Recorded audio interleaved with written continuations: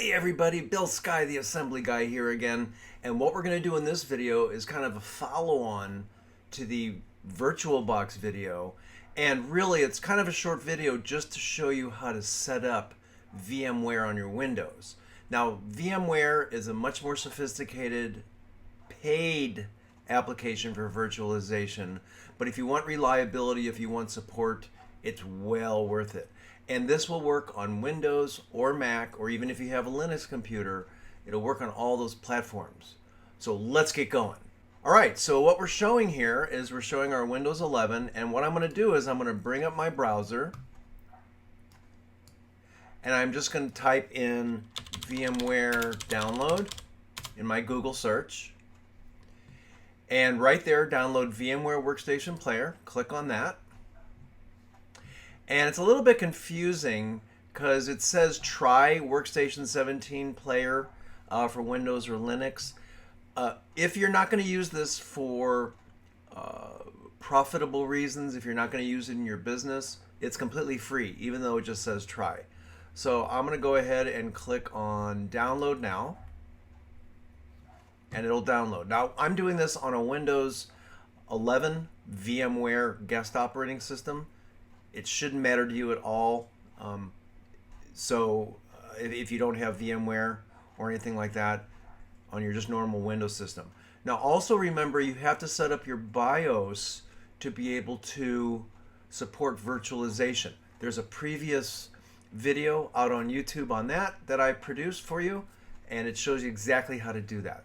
So okay, so it's been downloaded. I'm going to right click on it, say show in folder.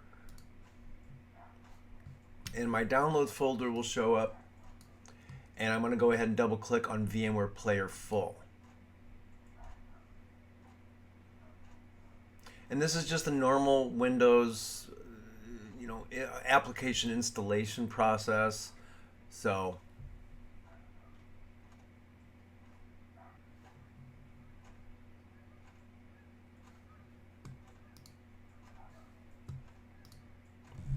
and when the installation window comes up, just go ahead and press next. You can scroll through the license agreement. There will be a test on this later. Just joking. Accept the license, say next. Now, you don't really need to install this Windows hypervisor platform, so you can just leave everything unchecked there. Click next. I'm not really sure what the enhanced keyboard driver does. I've been using VMware for years. I'm not sure what it does. You can turn that on, but you will have to reboot your Windows. I'm sure it gives you some value. I just don't know what that is. And go ahead and leave Add VMware Workstation Console Tools into the system path. Click next. I always like to check for product updates, but I don't like to send information to VMware, but that's up to you. Next.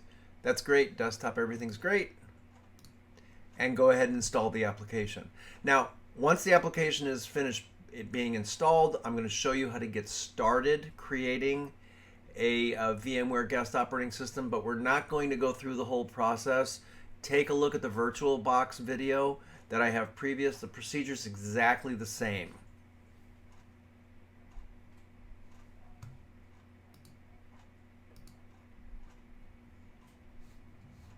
All right, great. Now, once the installation is done, go ahead and finish.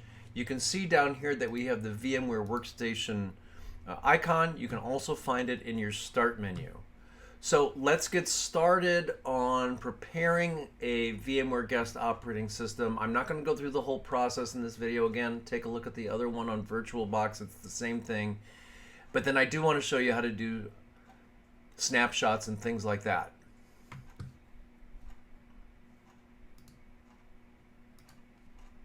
All right, so I've gone ahead and downloaded a Linux Mint ISO image. So let's get started with this. I'm going to double click on the VMware Workstation Player.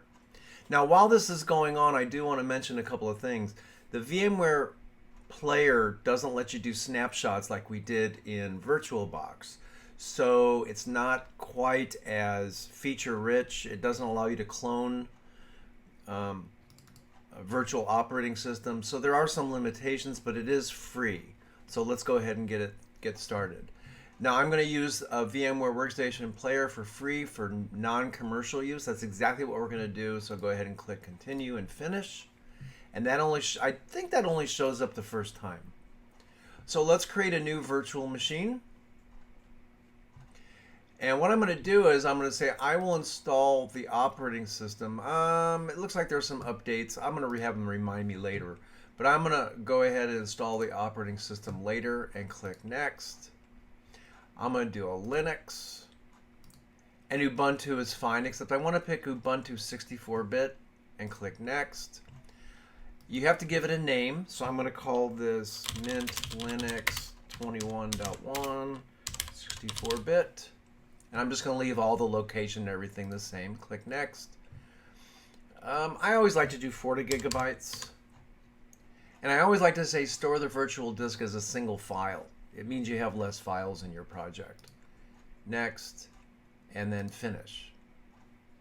And then over here on the left, you're going to see your new Mint Linux. Now what we need to do is we need to attach the ISO file, the installation DVD. So I'm going to click on Edit Virtual Machine Settings. I'm going to go down to CD DVD. I'm going to click Use ISO Image File, Browse. Now I downloaded it onto my desktop, so I'm going to click Desktop, Linux Mint, Open, OK, and then I'm going to start it up. Now I may have said something incorrect earlier in the video about taking a snapshot and stuff. You cannot do that on VMware Player. You can do it on VMware Workstation, which is the paid version, or VMware Fusion, which is the Mac version, but you can't do it on the player. All right, there you go. So we got VMware Workstation Player installed on Windows 11. We got our Mint Linux install started. Go ahead and take a look at the VirtualBox video to see all of the details on how to get Mint Linux installed in a VMware or virtualized, because it doesn't matter. The install is exactly the same for the Linux operating system. It's just the infrastructure of the VMware player that's a little bit different. And hope to see you at the next video.